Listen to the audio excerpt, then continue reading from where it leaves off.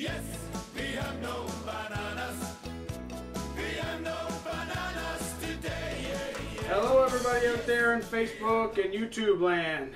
This is another edition of Cooking with Cliff. I'm your host, as usual, Cliff.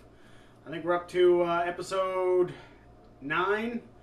I'm going to go to another dessert. I think this is the first episode that I'm going to do a dessert. I think everybody has had a dirty old banana left kicking around on the counter, maybe a few of them. Not exactly the most delicious thing that you want to go eat now, but perfect thing for making banana bread. And a lot of the ingredients with banana bread are already staples that are in your kitchen to begin with. Flour, salt, some sugar. You can spruce it up with some chocolate chips or some nuts, but you know, for the most part, everything is usually a staple in your kitchen. So banana bread's pretty easy to make. You can make it, you know, on a Saturday morning, have a weekend treat.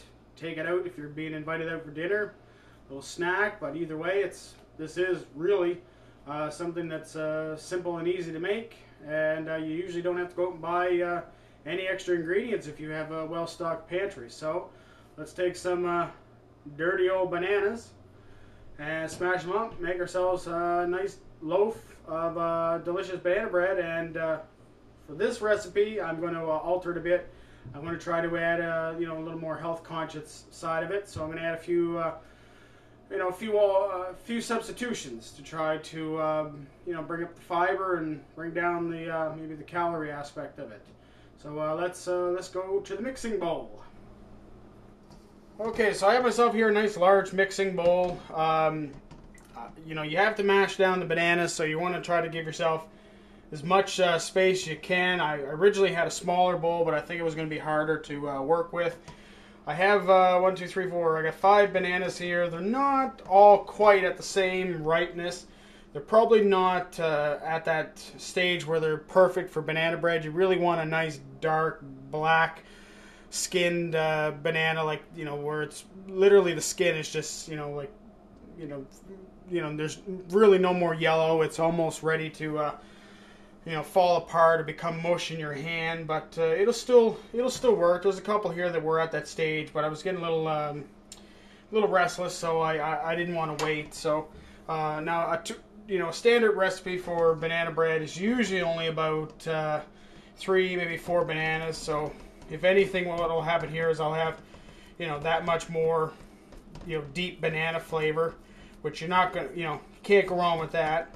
But you know, I have an abundance of bananas to use up, so figured rather than waste any and throw some out, and I don't have enough to make 2 batches, so I'm just going to throw it in and work with it. If I have to add any, you know, extra more dry ingredients to balance out the liquid, then I will, but for the most part, I should be able to, you know, work with what I got. So I'm just taking an ordinary fork and smushing up the banana. It doesn't have to be anything special. You just want it broken down into you know, basically a mush. Try to take out any of the big chunks, because you know, this is going to be a bread, so you're not going to want to have too many chunky bits of banana to deal with. You want it to be kind of a smooth texture, so you can add some butter or margarine to it.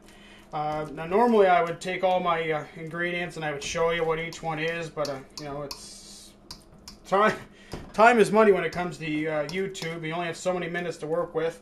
I don't like doing the 2-part episodes. They take a little too long to get up there, and I think they lose interest in the long run with people that are watching. So I'm just going to try to prepare everything and go with it. So really, you don't have to.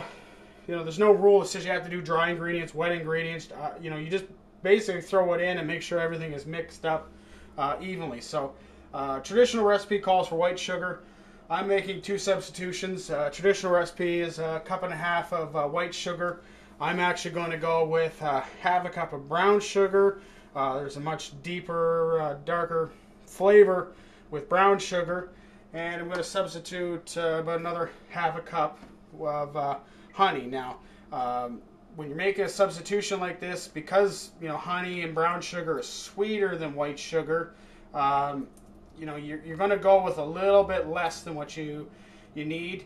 I was looking online. It says that if you're substituting a cup or less with honey, then you might as well go 1 for 1. But anything beyond a cup, you should start to cut back on the honey or the brown sugar, just because there's that much more intense flavor when it comes to brown sugar and honey versus normal white sugar. So there's my sugar aspect of it. Some recipes will call for margarine. I'm going to omit that part. I think there's going to be enough moisture with the bananas. I'm going to try to cut back, the areas that I can.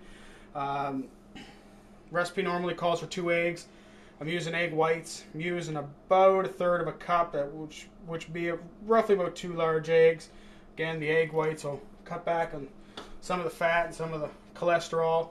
Almost spilt my milk. Now it says, for half a cup of buttermilk.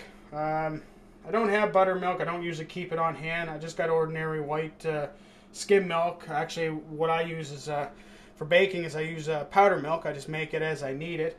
Now there is a trick that you can do to kind of substitute the what you get with buttermilk. And you take your milk and you add just a couple, maybe a tablespoon of vinegar, and it will start to curdle the milk. As you can see, you might be able to see it gets a little cloudy, a little thick, a little, I don't want to say chunky, but it does.